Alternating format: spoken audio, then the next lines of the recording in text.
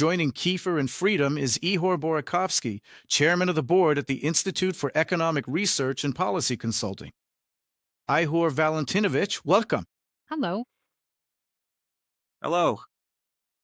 So let's maybe, give a short term forecast about the consequences of the fuel crisis. I mean, of course, logistics, which we mentioned earlier. And there's also another point. Right now is a really intense time for those who use diesel, for those who are harvesting crops. What are the prospects if this situation continues systematically? Well, if the situation stays at least at this level, or maybe even gets worse, Ukrainian attacks and all the problems that come with them, then basically the forecast is pretty straightforward. Production costs will go up, and it's clear why. Because diesel, fuel, and lubricants, their prices are rising. These are problems related to logistics, and that means logistics both vertically and horizontally, so to speak. In other words, this includes transportation across the country as well as logistics within individual companies themselves. And naturally, the third point is everything that right now directly depends on fuel supply. But primarily for those market segments, for those economic agents who don't have large reserves of their own and who don't really have any particular way to get this fuel from, let's say, alternative sources. And then what's happening today is, so to speak, the rationing of gasoline consumption. In other words, I think the current 20 liters or whatever it is at many gas stations is just the tip of the iceberg, so to speak. Things could get even worse, so to speak, and become a real problem. But the key point is that this fuel crisis is spreading to more and more segments of the economy. And even today, we can already see that there's not enough gasoline for government needs, not just for some major state purposes, but specifically for maintaining the provision of certain services. For example, medical services like ambulances and many others as well. And as I understand it, in the end, there's a major gap between supply and the problems with supplying the military industrial complex of the Russian Federation, especially when it comes to supplying the front lines. And so there's this kind of transfer of resources from the civilian sector to the military sector. This shows that today, the Russian economy itself, if it's not already in crisis, is at least on the verge of it. Igor Valentinovich, regarding that same statement by Putin, Russia is working on creating some kind of new system for supplying petroleum products to the occupied Crimea. This was stated by the Russian dictator. And so Putin even admitted that attacks by Ukraine's defense forces are causing fuel problems both in Russian territory and in the occupied territories. And he kind of vaguely, but still promised that the situation would somehow gradually improve. At the same time, the Kremlin dictator threatened new large scale strikes against Ukraine. Honestly, I have no idea how another round of terror is supposed to save Russia from a gasoline collapse, and he didn't explain it either. How do you assess what are the possible scenarios for the development of this gasoline collapse? And what ideas might come up if we see that the last source of fuel supply, including to Crimea through the Sea of Azov, is now once again being cut off by Ukrainian forces? How do you assess the situation? Well, if we're talking globally, there's only one way out, so to speak. You need to sit down at the negotiating table and start working out some kind of mutual agreements, at least as far as the Russian Federation is concerned. Yes, the Russian Federation could ask Ukraine for a sort of fuel, so to speak, truce.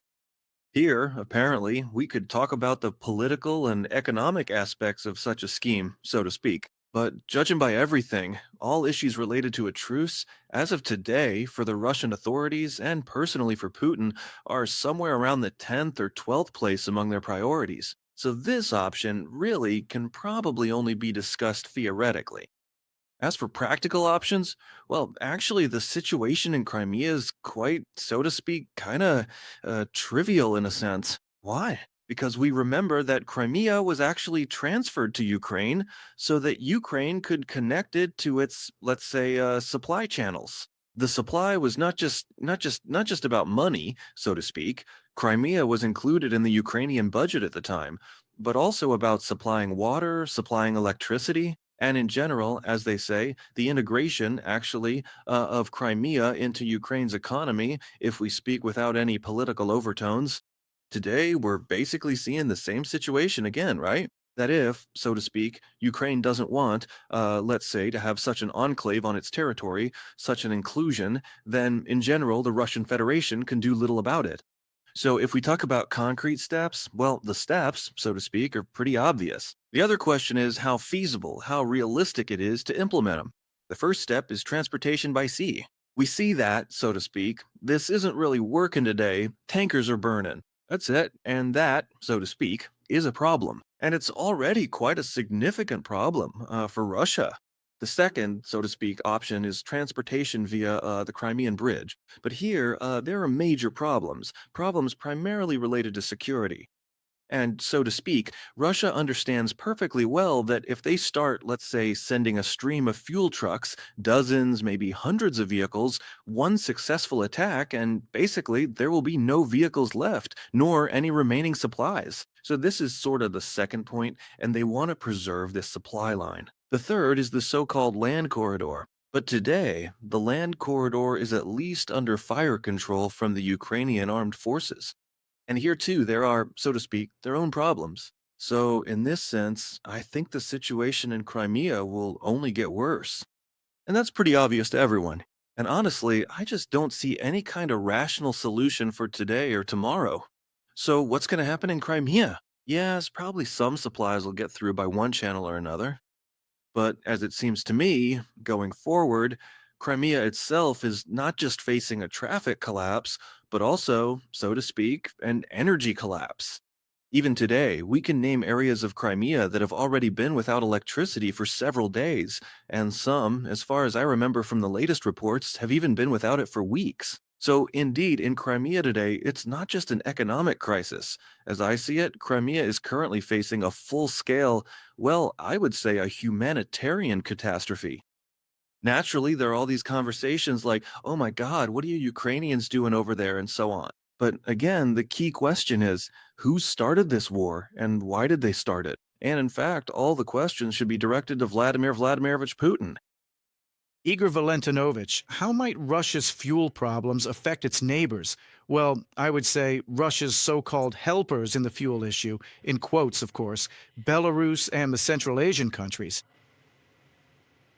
Well, on the one hand, if there's an opportunity to buy something extra, and there is such an opportunity, then obviously it's beneficial for neighboring countries, because today, taking advantage of the situation in the Russian Federation, they can actively raise prices, raise oil prices. But on the other hand, I should clarify, prices for petroleum products, I apologize, for fuel. But on the other hand, so to speak, these countries didn't really develop their fuel and energy sectors to supply Russia. That's why, at the very least, problems can already arise and are already arising in the border regions, so to speak. Increased pumping, increased collection from the neighbor's side, from the Russian Federation, so to speak, create certain problems, at the very least in those regions where today Russians can come and fill up with gasoline. That's why, sooner or later, these countries will have to make some decisions, restrictions, balancing things out. But these countries, it seems to me, even under all supposedly equal conditions, will not be able to fully cover the deficit of fuel and lubricants from the Russian Federation. Igor Valentinovich, regarding gas. Now, because of the disruptions and restrictions when it comes to filling up with gasoline or other types of fuel, these limitations have also reached autogas, propane butane, and methane. And in fact, how do you assess the situation now that the first strict restrictions have already been introduced in some regions? In the Orenburg region, for example, there is now a limit of no more than 20 liters of gas per transaction. Where is this heading? What is your assessment? We literally have 30 seconds. Well, basically, a fuel shortage is usually a problem that is all encompassing in nature. If, for example, fuel disappears in a certain segment, say aviation kerosene, gasoline, or diesel, then naturally fuel substitutes come into play, like gasoline or gas, so to speak. And of course, the demand for these types of fuel rises accordingly. And then, as a result, a shortage arises in this segment.